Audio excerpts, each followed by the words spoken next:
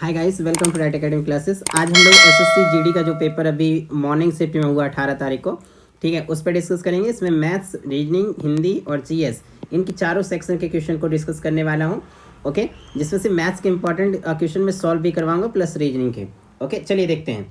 Okay, तो जो सबसे पहला क्वेश्चन सबसे सरल जीएस में डिस्कस करें तो जीएस का जो क्वेश्चन आया है कि जर्मनी की राजधानी पूछा है। देखिए, कल भी मैंने कहा था चीन और बीजिंग की, ठीक है। तो जर्मनी की राजधानी आपको पूछा सिंपल सा कि जर्मनी की राजधानी क्या है। ओके, तो जर्मनी की राजधानी क्या है? बर्लिन। इसके बाद आपसे पूछा है कि दिल्ली के उपराज्यपाल कौन है। देखिए, सभी जगह राज्यपाल होते हैं, दिल्ली में उपराज्यपाल होता है। ओके, लेफ्टिनेंट गवर्नर, उपराज्यपाल। ओके, तो कौन है? अनिल बैजल जी हैं, अनिल बैजल। ये आज के मॉर्निंग शिफ्ट का क्वेश्चन है। ओके, यहाँ के सीएम कौन है? आप सभी जानते हैं, आम आदमी party, CM Arvind Kejriwal ji. Okay, इन्हें तो सभी जानते हैं, लेकिन उसने क्या पूछा है? दिल्ली के उपराज्यपाल पूछा है।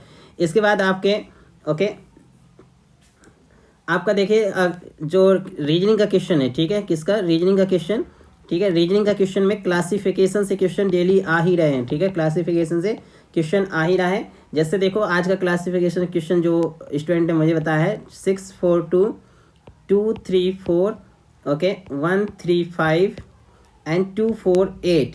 उसने बोला है कि इनमें से कौन सा गलत है या कौन सा अलग है, ठीक है, निम्नलिखित में कौन सा अलग है। तो इसको अगर आप ध्यान से देखो तो ये 6 है, ये 2 है, दोनों को जोड़ दिया जाए तो कितना हो जाएगा? 6 + 2 8, और 8 को 2 से भाग दिया तो कितना आ जाएगा? 4, और ये 4 लिख दिया बीच में।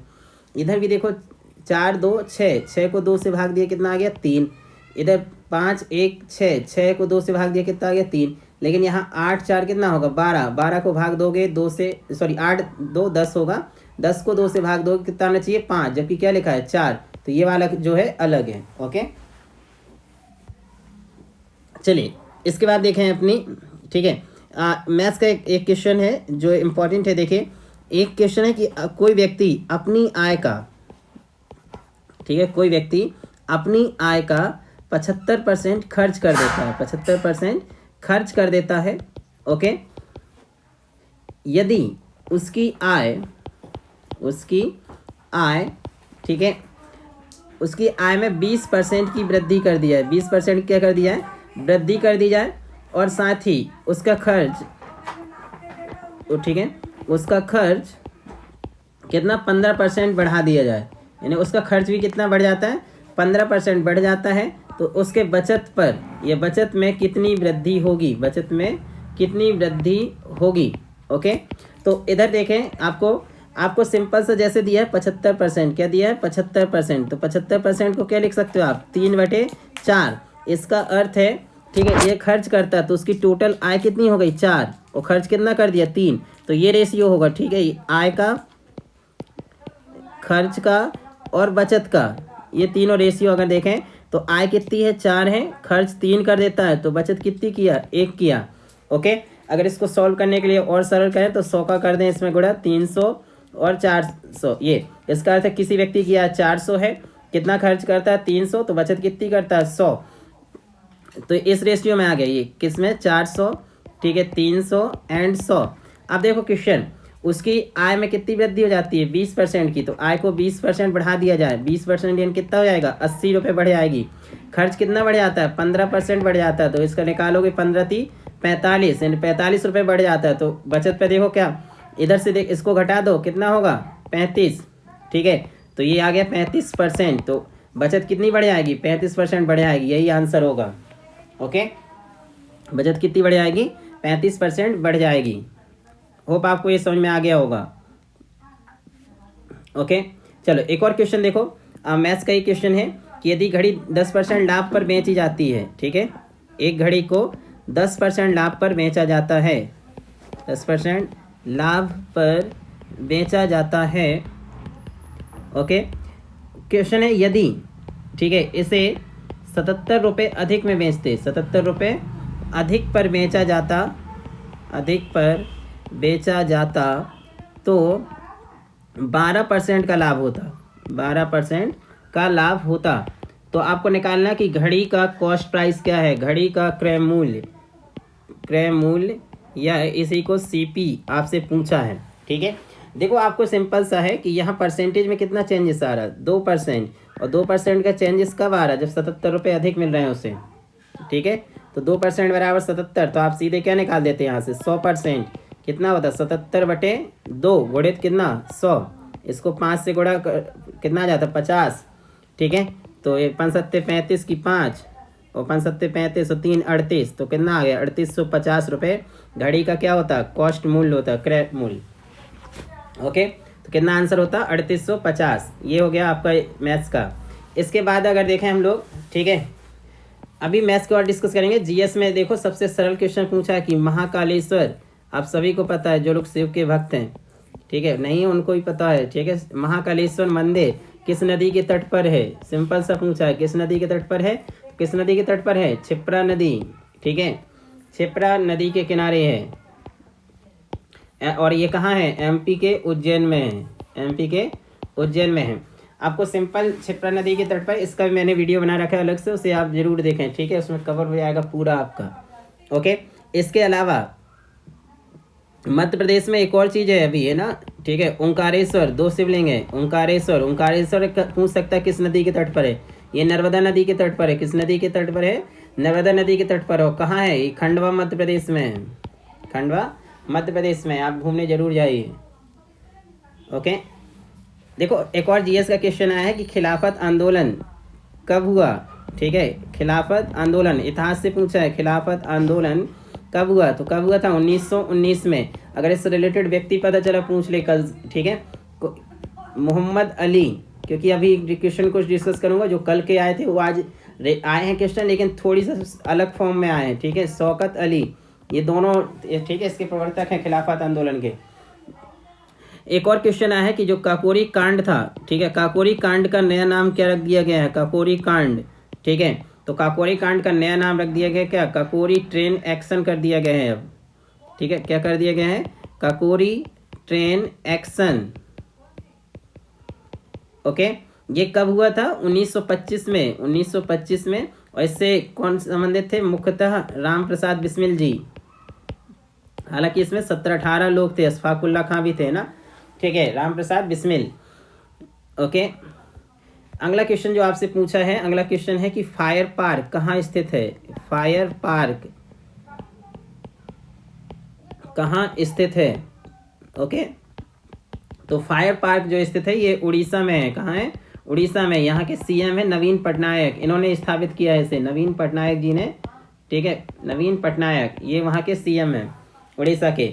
इसके अलावा आपसे पूछा कि घूमर लोक नृत्य कहाँ है। देखिए डेली लोक नृत्य पे क्वेश्चन आ रहे हैं, आप लोग जो लोग अभी देने जाने हैं इनको अच्छे से तैयार कर लीजिए, ठीक है। घूमर लोक नृत्य कहाँ से है, राजस्थान, ओके, कहाँ का है, राजस्थान का है ये, ठीक है। कल कौन सा पूछा था, काल बेलिया पूछा था, वो भी राजस्थान से था, ठीक है, काल बेलिया वो भी राजस्थान से, कठपुतली भी राजस्थान से है, ये भी याद रख लीजिए, ओके।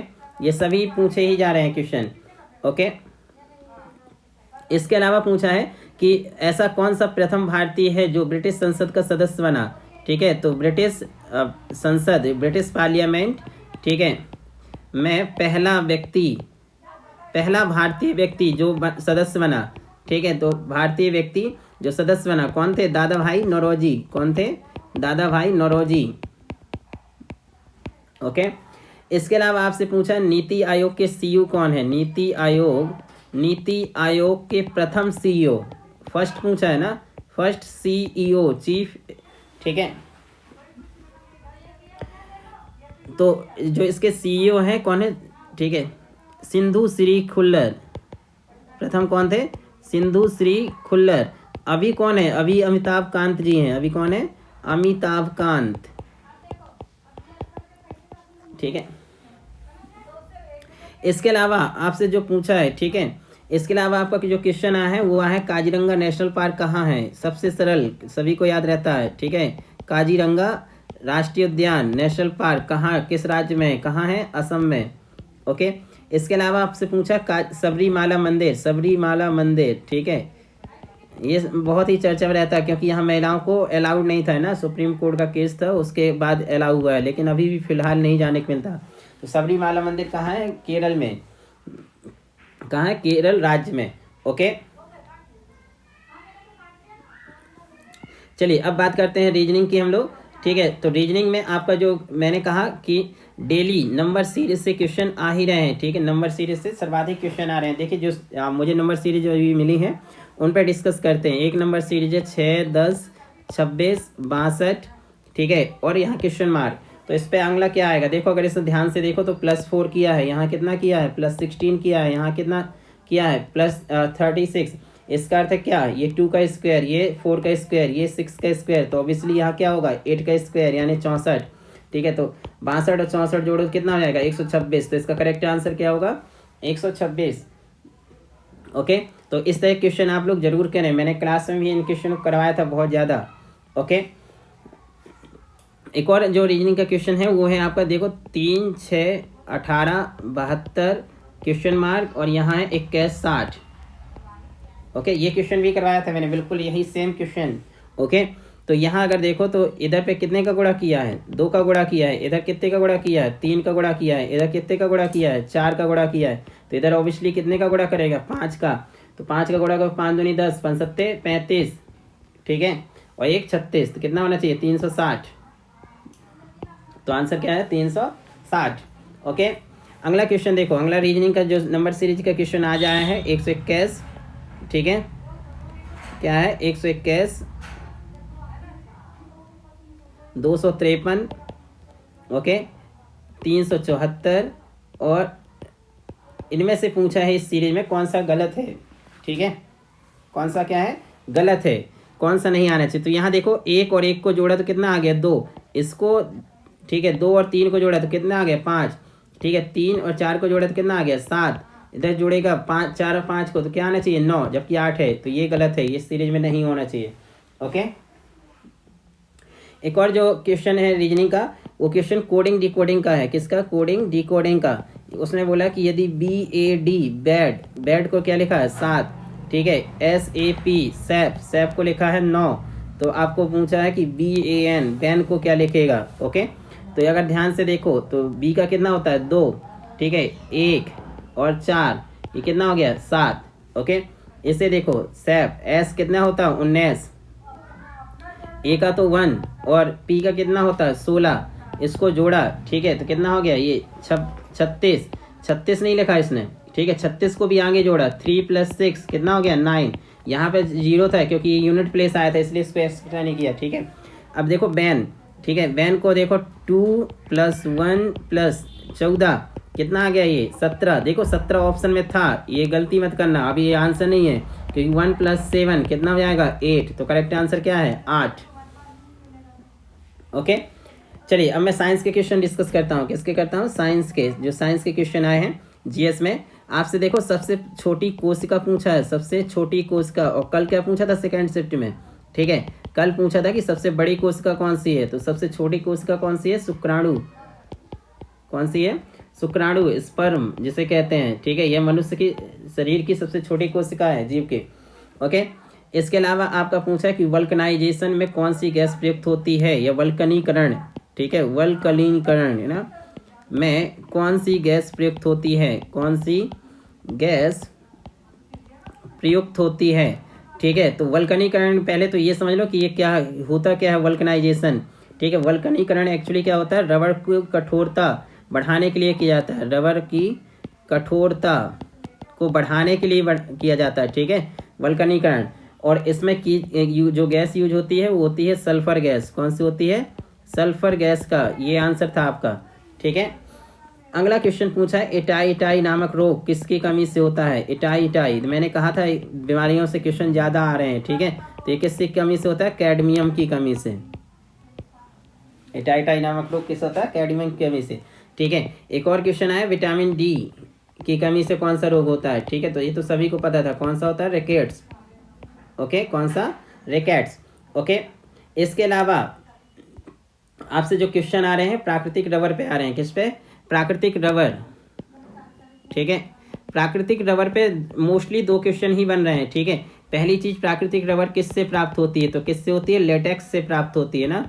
ठीक है, और इसका वैज्ञानिक नाम क्या, इसका वैज्ञानिक नाम है आइसोप्रेन। क्या है, आइसोप्रीन इसका वैज्ञानिक नाम है। तो इस क्वेश्चन आते हैं। एक और क्वेश्चन जो आया साइंस से कि पादप, ऐसा कौन सा पादप ऊतक है, ठीक है, जो जल का परिवहन करता है, जो जल का परिवहन करता है। तो आपको पता है कि पादप ऊतक जो जल का परिवहन करता है वह कौन सा है, ठीक है, जाइलम। कौन सा है, जाइलम, जो वृक्षों में जल और खनिज दोनों का परिवहन करता है, जल प्लस खनिज जड़ों से ऊपर की ओर ले जाता है, ठीक है, जाइलम ये ऊतक है, टिश्यू। आपसे पूछा कि निम्नलिखित में से वह कौन सा आयन है, ओके, जो कि